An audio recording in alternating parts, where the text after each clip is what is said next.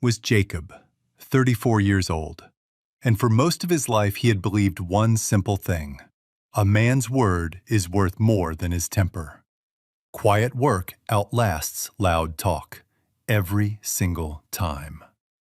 That belief got tested on a Tuesday afternoon in Indianola, Mississippi. The same afternoon his mother-in-law stood in the living room of his own house and called 911 to report him as a trespasser. She had known his face for 4 years, had eaten at his table more Sunday dinners than she could count, and she still told the dispatcher there was a strange man breaking into her daughter's home. Here is the part she did not know, the part that would unravel everything she thought she understood about him, about that house, about who really held the power in that family. The security camera mounted on the light pole out front had been recording the whole time. Picture it for a moment.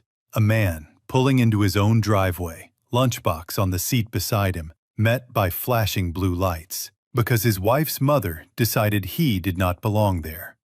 Anyone who has ever been underestimated by someone who was supposed to love them already knows exactly how that lands.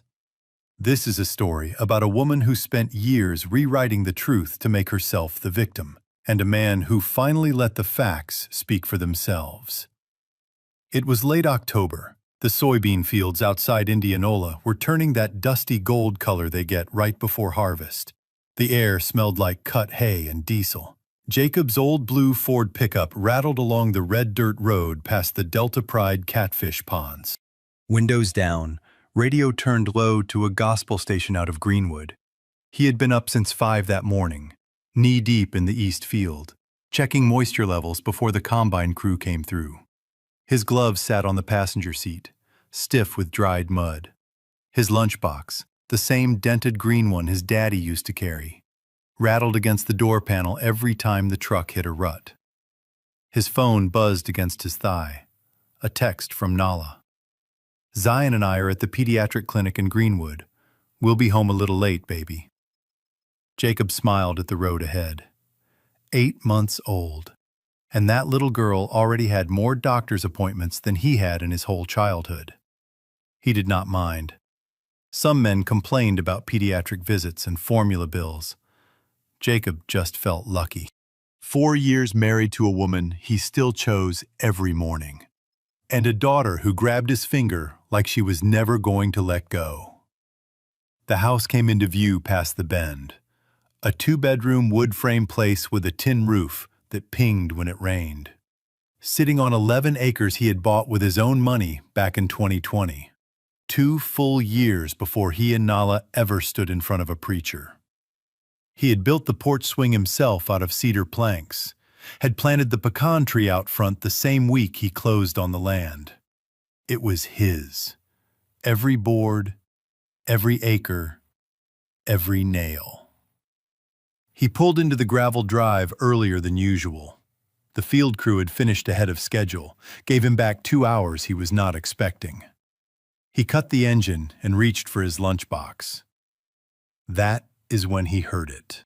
His mother-in-law's voice, sharp and carrying, coming from inside the open front door. "There's a man trying to break into my daughter's house. I'm watching the house for my daughter, and he just drove into the yard." Jacob froze, one boot still on the porch step. He knew that voice, had been hearing it at Sunday dinners and Christmas mornings for 4 years.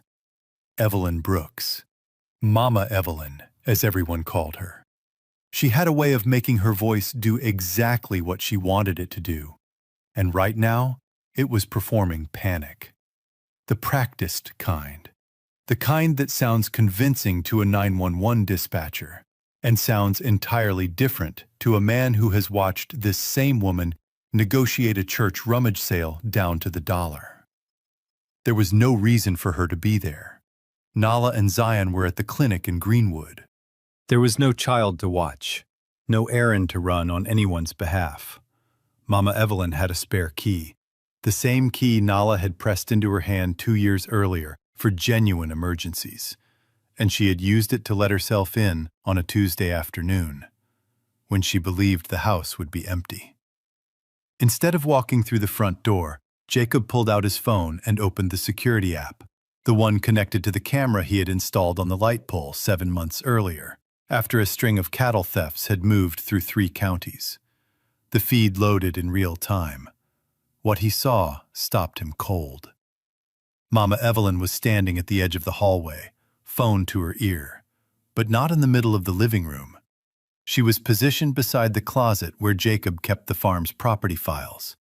The insurance documents, the original deed. The closet door was open slightly behind her. A manila folder sat on the top shelf at an angle. Not the angle Jacob had left it in that morning. She had not come to watch anything.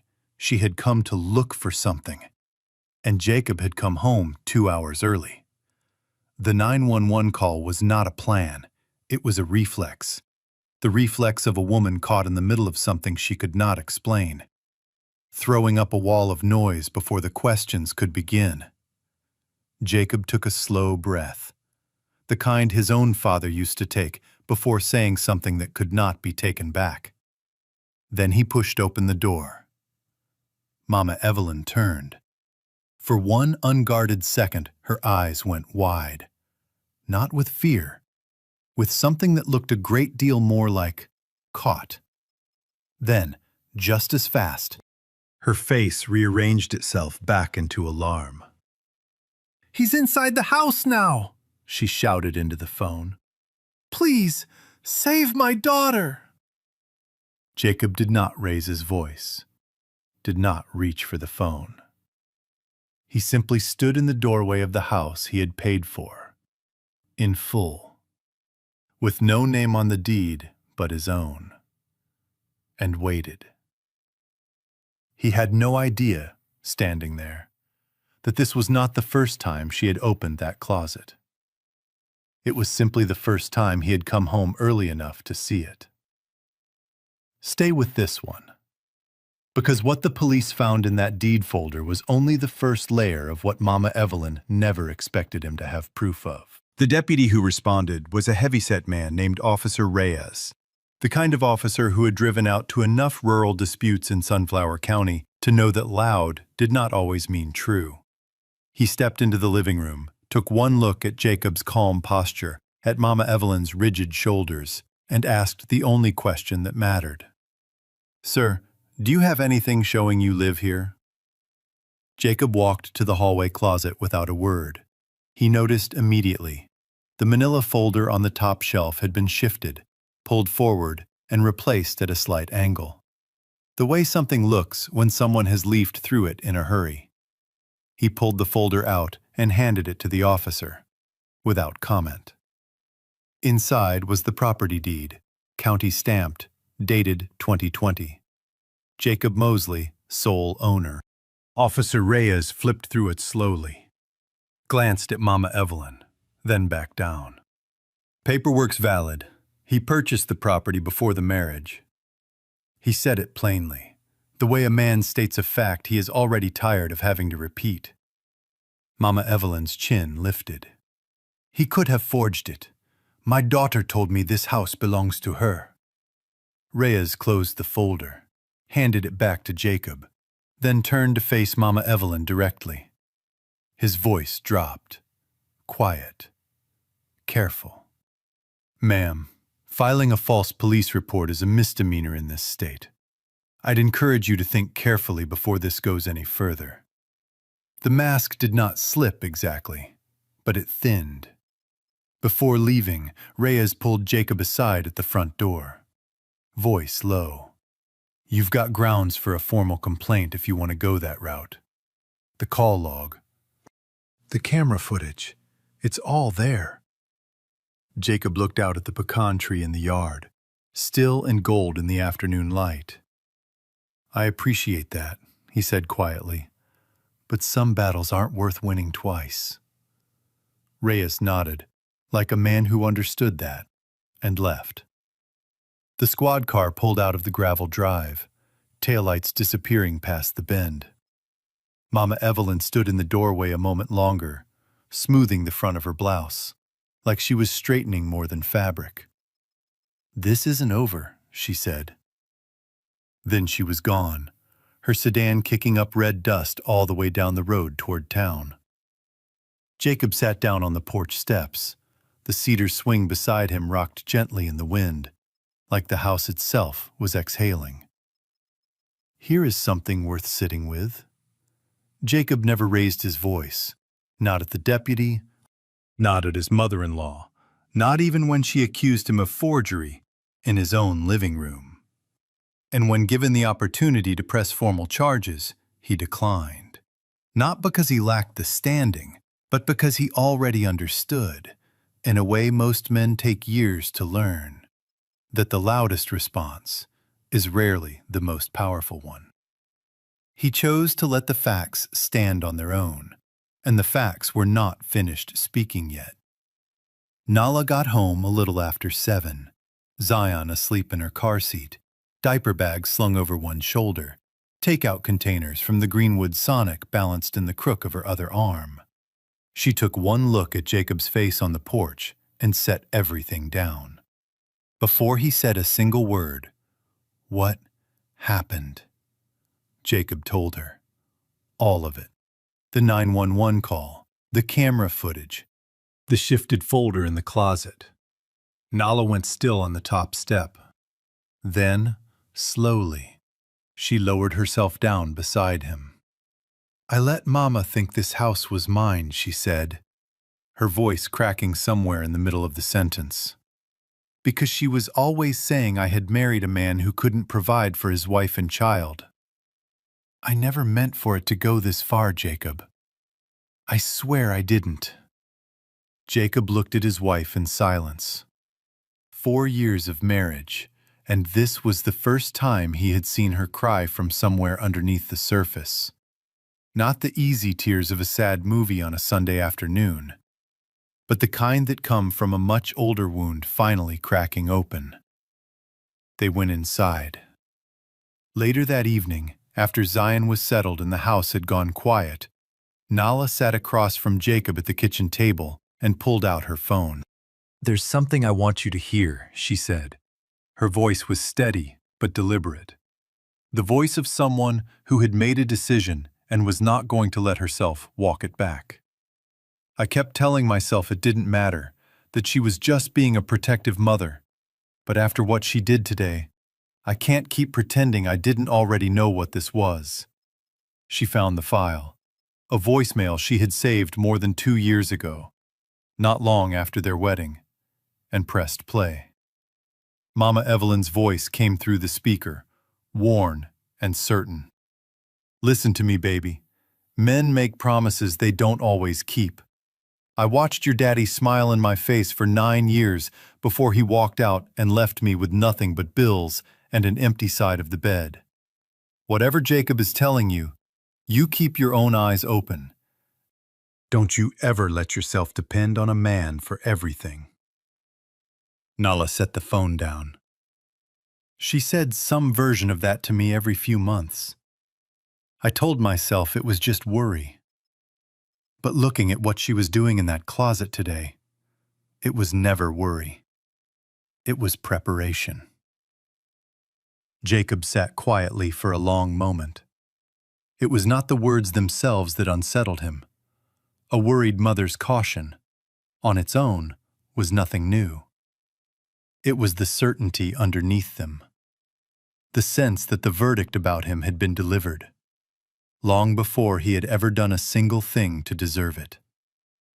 What Nala had been living inside for years has a name that family therapists recognize immediately: ambient undermining. The slow, patient erosion of a partner's credibility through repetition rather than through a single dramatic accusation. No one warning is enough to confront. No one phone call is enough to act on. But repeated often enough, across enough years, a daughter quietly learns to see her husband through her mother's fear instead of her own experience.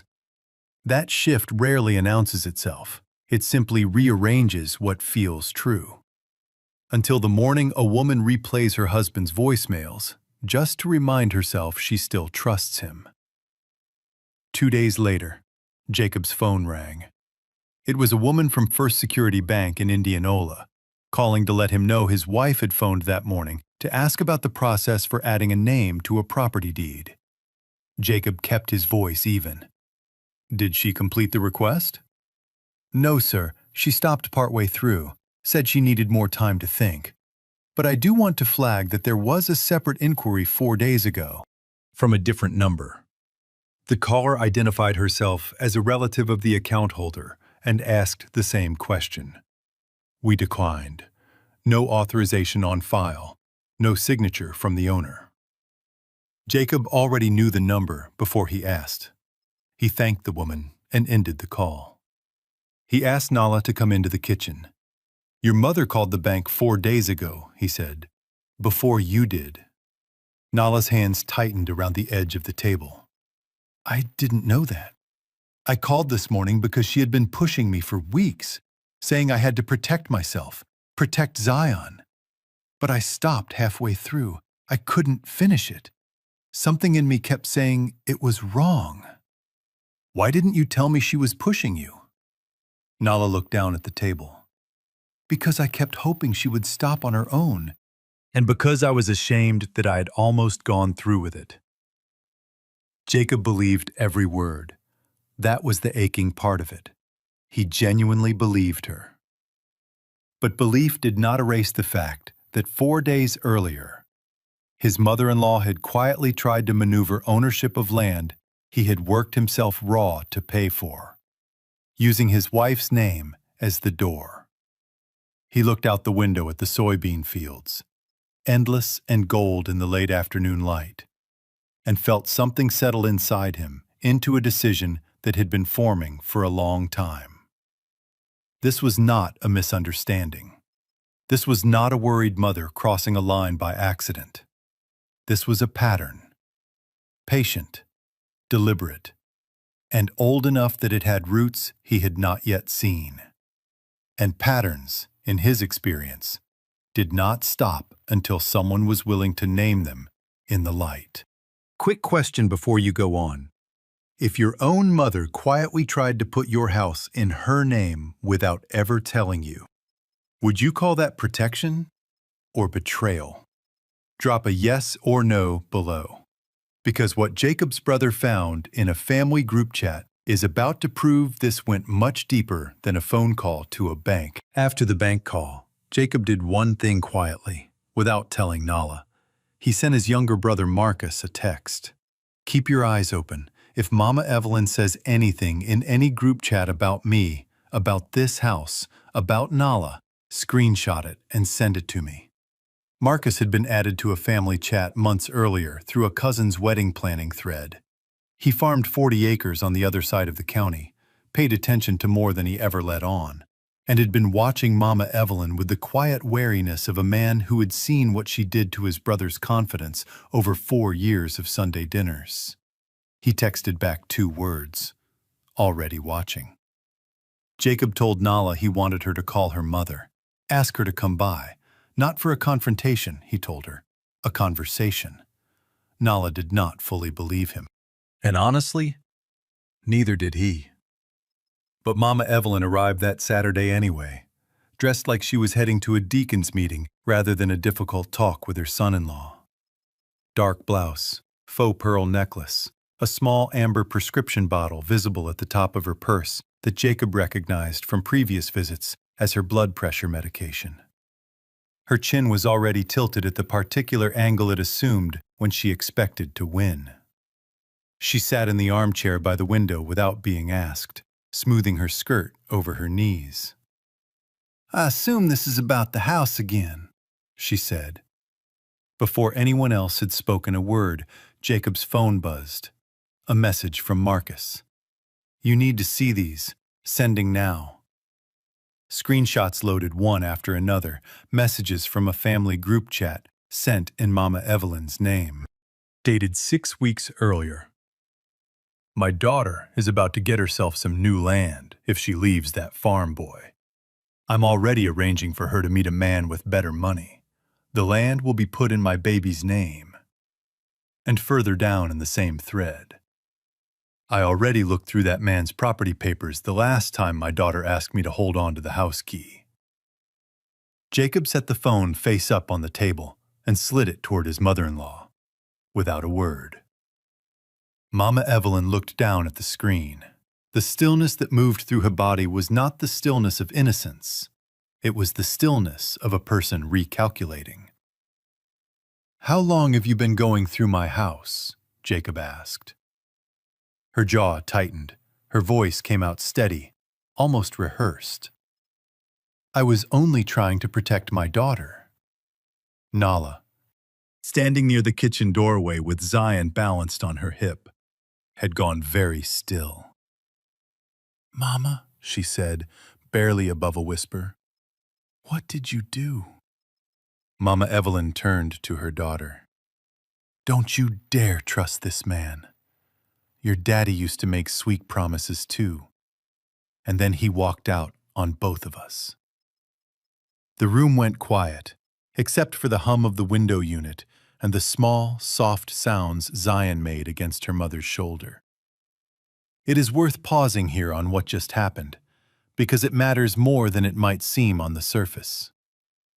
The moment Mama Evelyn invoked Nala's father, she did something psychologists who study family systems call triangulation, pulling a third party, in this case the ghost of a man who left 19 years ago, into a present conflict. So the real issue never has to be faced directly. Jacob was never truly the target of her fear. He was simply standing in the place where an old wound still pointed. That confusion between a present husband and a past betrayal is exactly what had been steering this family for years without anyone putting a name to it. Nala looked at her mother for a long, unsteady moment. Then she looked back at the phone on the table. "You said you were arranging for me to meet someone else," she said, her voice shaking but even. "She mentioned a name in that chat, Jacob. A man she wanted me to meet. She brought it up twice last spring, and I told her both times that I was not interested. I didn't think she was serious. I thought it was just her talking." She took a slow breath. "I was wrong about that." Jacob nodded once. The open loop closed quietly, and more painfully than any dramatic reveal could have managed, by Nala's own voice. Mama Evelyn stood up from the armchair, her pearls catching the afternoon light.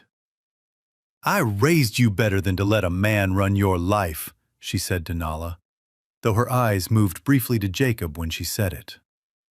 "A man who owns everything and tells you nothing is the same kind of man your father was." "That's not what's happening here, Mama," Nala said, her voice fragile but not breaking. "That's what happened to you." Mama Evelyn's mouth opened, then closed. Something passed across her face. Not quite shame, not quite anger, but the particular exhausted flicker of a woman who has spent so long living inside a story that she has almost forgotten it was never the only true one. Here is the deeper pattern worth naming, because so many families carry a version of it without ever finding the words for what is happening.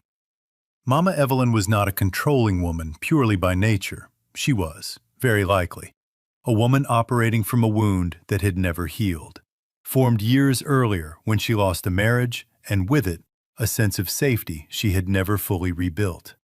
People who survive that kind of loss tend to respond in one of two ways. Some grow more open, more willing to trust, having learned how fragile love really is. Others grow more vigilant, treating every future relationship as a threat that simply has not revealed itself yet. Mama Evelyn had become the second kind, and without fully realizing it, she had spent the better part of a decade teaching her daughter to be afraid of the very thing. A steady, faithful husband. That might have finally broken the pattern for good. Mama Evelyn gathered her purse from the side table. "I'll let you two figure this out," she said, with a tightness that did not quite cover what was underneath it. But don't come looking for me when you find out I was right. The screen door clicked shut behind her, softer than anyone expected. Jacob sat back down across from his wife. Zion had finally settled, her small fist curled against Nala's collarbone, breathing slow and even in the way only babies can manage, regardless of the storm happening around them.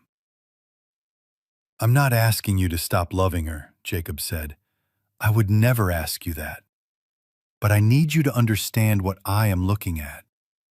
She has been working around us, around this marriage, for a long time. And I cannot keep building something with my hands shaking, waiting to find out what she is doing behind them." Nala wiped her face with the back of her wrist. "I know," she said. "I know, Jacob. I just don't know how to stop being scared of her. I've been afraid of disappointing her my whole life." Jacob reached across the table and took her hand, the same hand he had held at the courthouse in Indianola 4 years earlier, when they signed their marriage license. The same hand that had trembled while she folded onesies in the nursery they had painted together that spring. "Then maybe," he said quietly, "that is the thing we actually need to fix." What Jacob named in that moment is something counselors often point to as the real beginning of breaking a generational pattern. Not the confrontation itself, but the willingness to separate a person's fear from the truth underneath it. The goal was never to make Nala stop loving her mother. The goal was to help her recognize fear that did not belong to her, fear that had been handed down, unexamined. The way an old habit gets passed from one generation to the next without anyone ever questioning whether it still fits. A pattern that is never named tends to repeat. A pattern that gets named, even painfully, finally has the chance to end. Nala did not answer, but she did not pull her hand away either. Later that night, after Zion was asleep and the house had gone dark except for the porch light, Nala sat alone on the cedar swing with her phone in her lap.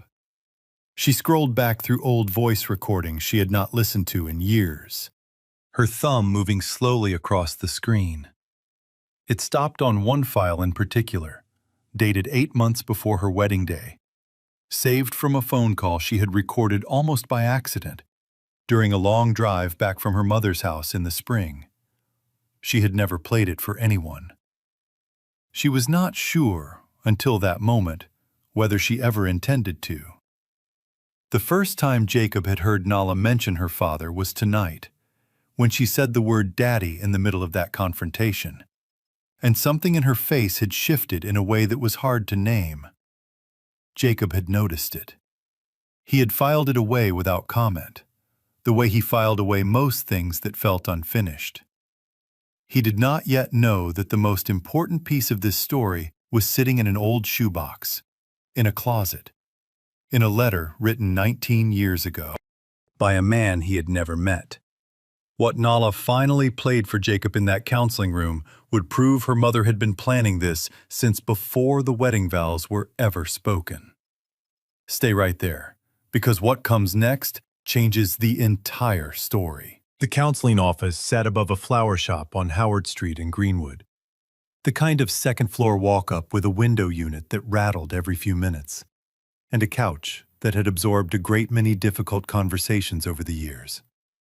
Dr. Patterson, a soft-spoken woman with reading glasses on a beaded chain, had been seeing them for 3 weeks by then. Not as a couple trying to repair a marriage exactly, but as two people trying to understand what had actually broken it. It was during the 4th session that Nala reached into her purse with a hand that was not quite steady and pulled out her phone. "There's something I need you both to hear," she said. "I should have done this a long time ago." She pressed play. Mama Evelyn's voice filled the small room, cold and deliberate in a way that made the window unit's rattle seem very far away. "I will not let your child repeat my mistakes. The land needs to be in your name. The money needs to be under your control. If necessary, I'll help you handle the paperwork. Don't you ever trust a man who works the land and comes home quiet. That's exactly the kind that will blindside you. The recording ran another 20 seconds before Nala stopped it. That was recorded 8 months before our wedding, Nala said, her voice barely holding together. I was driving home from her house one evening in the spring, and she called. I hit record because something about the way she was talking felt different, more specific than usual. I told myself I was being paranoid. I saved the file and never listened to it again until last week. The room was still. Jacob sat on the office couch, hands folded between his knees, and did not speak right away. 8 months before the wedding, before he had even proposed, his mother-in-law had been building an exit plan for his marriage before he had ever asked Nala to enter it. I was scared, Nala continued, tears slipping freely now. I was scared you would think I had known all along, that I was part of it. But I wasn't, Jacob. I heard it and I buried it because I didn't want to believe she was capable of something that deliberate. Jacob looked at his wife steadily. I know you weren't part of it, he said. I knew that before you played the tape. But Nala, do you understand what this recording means? Your mother was not reacting to something I did. She was not protecting you from a problem that had already shown itself. She decided, before our marriage even began, that it was going to fail. And then she spent 4 years making sure the pieces were in place for exactly that outcome. What the recording revealed was something psychologists call a self-fulfilling prophecy within family systems, and it is one of the most quietly destructive forces a marriage can face. Mama Evelyn had decided, long before Jacob ever entered the picture, that any husband would eventually betray her daughter. She did not wait to find out whether that fear was true. Instead, she began preparing for the betrayal before the marriage had begun, quietly gathering information, building financial leverage, and slowly eroding Nala's confidence in her own husband. Fear, left unexamined long enough, does not simply predict the future. When it is acted upon with enough patience and intention, it can construct it. 2 mornings after that session, Jacob's phone rang at 6. It was Nala, breathless, barely coherent. It's Mama. She collapsed at the house. They're taking her to Greenwood LaFleur. By the time Jacob got Nala and Zion to the hospital, Mama Evelyn was already in a curtained bay, hooked to monitors. A mild heart attack, the attending physician said. Her blood pressure had been elevated for months. The prescription bottle Jacob had noticed in her purse that Saturday was one of 3 medications she had been managing inconsistently. Her own doctor would confirm later. She was stable for now, but would need to stay for observation. Nala stood frozen in the hallway outside the curtain, her body rigid, hands pressed flat against her thighs. This was not crying. This was the particular stillness that takes hold of a person when reality arrives faster than the nervous system can process it. A kind of suspended shock, like a room after a sound so loud it leaves only silence. Jacob stood beside her. He did not reach for her hand right away. He let the stillness be what it was for a moment. Then he spoke, quietly, standing close enough that no one passing in the corridor could hear. You can go in, he said. There's nothing stopping you from going in right now. But before you do, I need to ask you something. Not for my sake, but for hers, and for Zion's. Are you walking in there as your mother's daughter? Or are you walking in there as a woman who has finally decided what she is and is not willing to carry? Nala turned to him. Her eyes were dry. That particular dry that comes after a person has moved past the point where tears are useful. Do you still love me? She asked, her voice quiet. Not desperate, just honest. The way a person asks a question they genuinely do not know the answer to. "You are still the woman I love," Jacob said. "Steady even now. Even here in a hallway that smelled of antiseptic and fluorescent light. But I cannot keep watching you build our family around your mother's fear. Not because of what it does to me, because of what it will do to Zion if we let it run another generation." There is a concept in family therapy called differentiation. The ability to remain emotionally close to someone you love while still standing on your own ground, making your own judgments, holding your own values separate from theirs. Without differentiation, love quietly becomes obligation. Every "I agree" becomes an act of survival rather than honesty. Every silence is a strategy rather than peace. Jacob was not asking Nala to stop loving her mother. He was asking her, perhaps for the first time in her life, to be a separate person from her. Nala wiped her face once with the heel of her hand.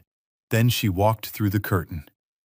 Mama Evelyn lay propped against thin hospital pillows, an IV taped to the back of her hand, looking smaller than Nala had ever seen her. Smaller than the woman who had stood in that living room in Indianola and called the police with a voice tuned precisely for maximum effect. Nala pulled a chair close to the bed and sat down. For a long moment, neither of them spoke. Then Nala said it, simply, looking her mother in the eyes with something that had not been there before.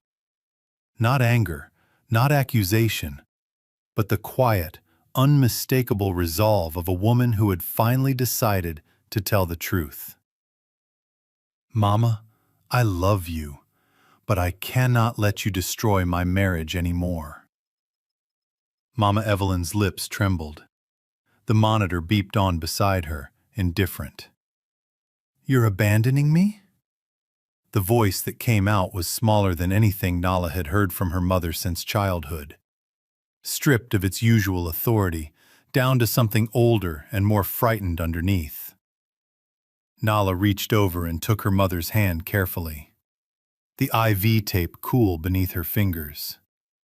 "I am not abandoning you," she said, with a gentleness that cost her something. "I am just refusing to let you keep controlling me. Those are not the same thing. And I think somewhere in you, Mama, you already know that." Mama Evelyn closed her eyes. She did not answer. But for the first time in longer than either of them could remember, she did not argue either. It is worth pausing on what just happened in that hospital room, because it is easy to miss its significance in the middle of the emotion. When Nala said, "I am not abandoning you," she was doing something extraordinarily difficult. She was refusing to let her mother's fear define the terms of the conversation. Mama Evelyn heard the word boundary and reached instinctively for the word abandonment, because that was the oldest wound she carried, the one formed when her own husband left. People who have survived a profound loss often cannot distinguish between someone leaving them and someone simply declining to be controlled by them. A boundary sounds, to a wounded nervous system, exactly like a goodbye. Recognizing the difference and teaching someone you love to recognize it too is one of the most difficult and most necessary acts of love any family can attempt. What Nala found packed away in an old shoebox just days later would reveal that her mother's story had already played out once before, and the truth inside that letter was about to change everything they thought they understood about why their family had broken the way it did. They tried. That deserves to be said plainly, because it is true, and because any story that pretends love simply evaporates the moment trust is damaged is not telling the full truth. Jacob and Nala sat through 3 more counseling sessions in the small office above the flower shop on Howard Street. They talked through the recordings, the bank calls, the years of interference Nala had spent her whole adult life not quite letting herself see clearly. But somewhere in that 3rd session, Dr. Patterson said something neither of them could argue with. "Nala, the marriage is not the thing that needs healing first. You are. And until that happens, anyone standing close to you is going to keep absorbing the impact of your mother's fear. even someone as patient as Jacob. Nala sat with that for a long moment. Then she nodded, slowly, like a woman agreeing with something she had known for years, but had never quite let herself say out loud. They decided together, quietly and without raised voices, to separate. Not because the love had left, because they both understood, with a maturity that had cost them something real to arrive at, that staying together before Nala had done her own healing would only give the cycle one more generation to run in. Jacob kept the house and the 11 acres outside Indianola.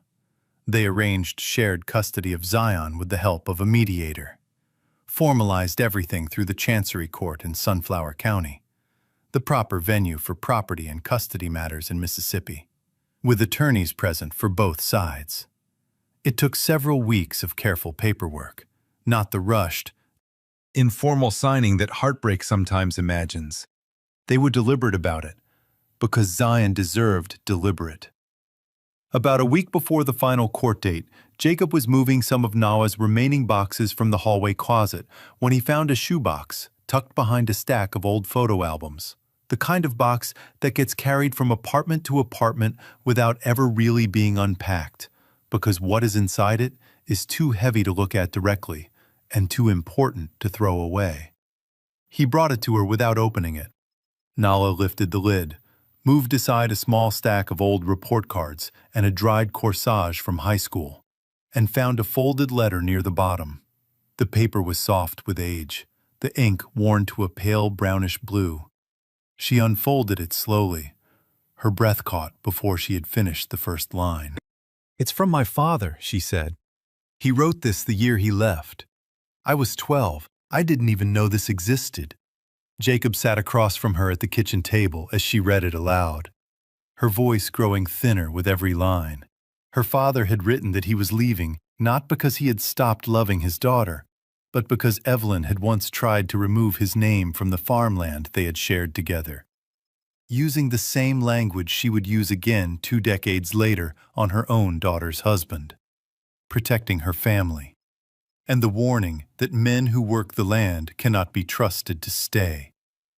He had written that he did not leave to punish anyone. He left because he could not find a way to stay in a marriage where the ground kept shifting under his feet. Near the bottom of the page, in handwriting that had clearly slowed, the pen pressing harder, the letters more deliberate, was a single line meant for the daughter he was leaving behind. "Don't ever let your mother do to your husband what she did to me. If you truly love someone, hold on to the truth, even when it's the harder thing to hold." Nala set the letter down on the table and pressed both hands over her mouth. She did not cry. She had moved past the point where tears came easily, into something quieter and more absolute. The stillness of a person watching an entire architecture of belief rearrange itself all at once. This is the moment the story has been quietly building toward. Not the 911 call, not the bank call, not even the recording from before the wedding. This letter. Because it revealed something none of the other evidence could. That Mama Evelyn was not simply a controlling woman who had gone too far. She was a woman repeating, almost word for word and act for act, the very pattern that had once destroyed her own marriage. She had spent 19 years convinced that what happened to her was something a man had done to her, when part of it, the part she never examined, was something she had done herself, and without meaning to, without ever choosing it consciously. She had spent those same 19 years teaching her daughter to continue the cycle in her own home. "I don't want to keep this going," Nala said, her voice very quiet. "I don't want Zion sitting at a kitchen table 20 years from now reading a letter I wrote her about why I let my mother's fear run my marriage. But I also cannot be with you right now, Jacob. Not the way I need to be. I have to fix what is broken in me first. I have to do that for myself. And for her." Jacob looked at his wife. His eyes were red. but his voice held. "Then fix it," he said. "Take whatever time that takes. This house is not going anywhere. Your daughter is not going anywhere. And the version of you that comes out the other side of this, she is going to be someone Zion is very lucky to have as her mother." Nala clutched the letter carefully and looked down at it for a long moment. Then she looked up. "Thank you," she said, "for not becoming the man my mother was afraid of." Jacob nodded once, slowly. "Thank you," he said, "for finally believing I never was." They signed the final paperwork at the Sunflower County Chancery Court on a Thursday morning, the ceiling fan turning slow circles overhead, the room holding the quiet weight of a decision made by two people who had not stopped loving each other, but who understood, clearly and without bitterness, that sometimes the most loving choice is the one that costs the most. Stay for the final part, because what Jacob did with that farmhouse and that pecan tree in the months that followed gave Zion something her grandmother never managed to give anyone. Proof that the cycle could actually be broken. Spring came back to Indianola the way it always does in the Mississippi Delta. Slow at first, then all at once. The pecan tree out front pushing out pale green leaves. The soybean fields turning that soft, new color that means another season of hard work is about to begin. Jacob stood on the cedar porch most evenings, the same swing creaking its same familiar creak beside him. Some nights, Marcus came by with a six-pack and too many opinions about the Braves' bullpen. Some nights, it was just Jacob.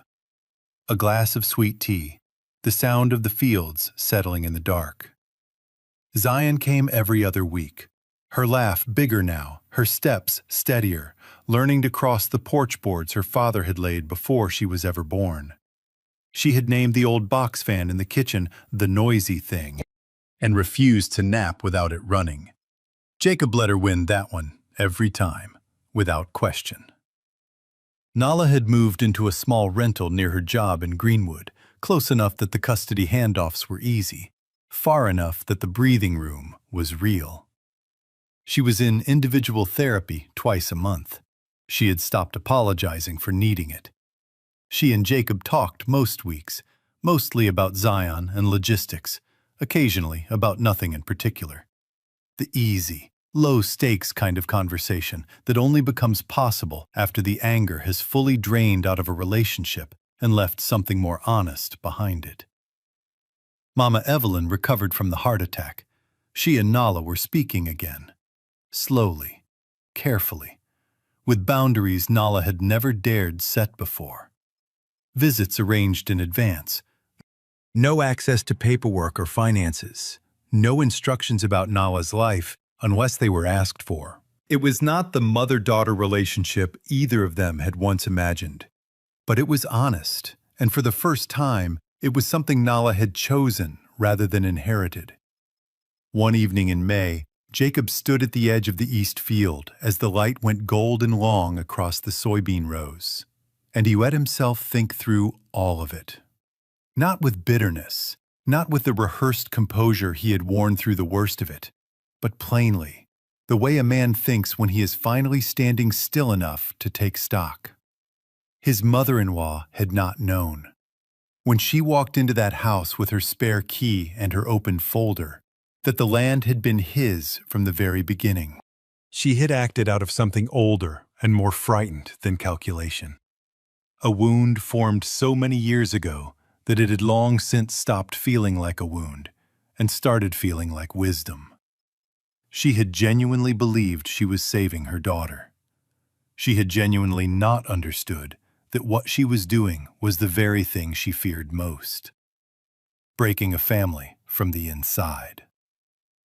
When Nala read her father's letter, she did not just discover a secret. She discovered that her mother had been the author of her own worst fear and had been trying, without knowing it, to write the same ending for her daughter's story. That knowledge had not made Nala hate her mother. It had made her understand her. And understanding in this family's case, turned out to be the only thing powerful enough to interrupt the loop. Here is what this story leaves behind, not as a lesson to recite, but as something to carry.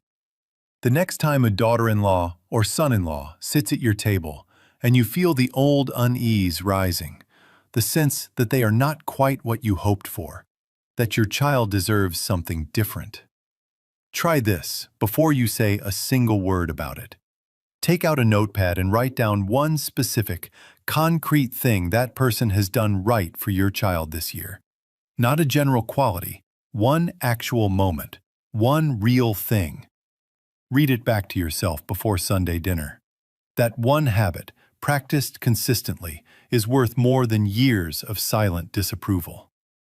And if you are the one who has been doubted, the Jacob in this story, do what he did. Keep the paperwork organized and current. Keep your composure visible. Let your actions accumulate quietly over time until the record speaks so clearly that no single accusation can survive it. Not because you owe anyone a performance of your worth, but because the children watching you, including the ones too young to understand what they are watching, are learning what trust looks like from you. And if there is a Zion in your family, watching from a high chair or a car seat or a porch step, taking in how the adults around her handle their oldest wounds, she is not learning what you say about love. She is learning what you do with it when it gets hard. This story reminds us that protecting someone and trusting someone are not the same thing, and a family can only truly build on one of them. Nala chose to heal. Jacob chose not to keep feeding a cycle that was never his to begin with. And Zion will grow up with two parents who were brave enough to stop the pattern instead of passing it to her, the way it had been passed, without question, for a generation before. It was not a fairy tale ending. There was no dramatic reunion, but it was honest, and it was hard-won, and it was real. Sometimes, that is the most a family broken open by old pain can ask for.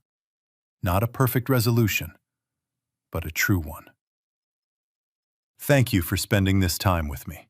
Drop a comment below and tell me which part of this story stayed with you, and I will see you in the next one. These powerful stories were written by real people with deep emotions and life experience, with AI serving only as a supportive tool to help polish the language and deliver valuable lessons of justice, kindness, and resilience to millions of viewers.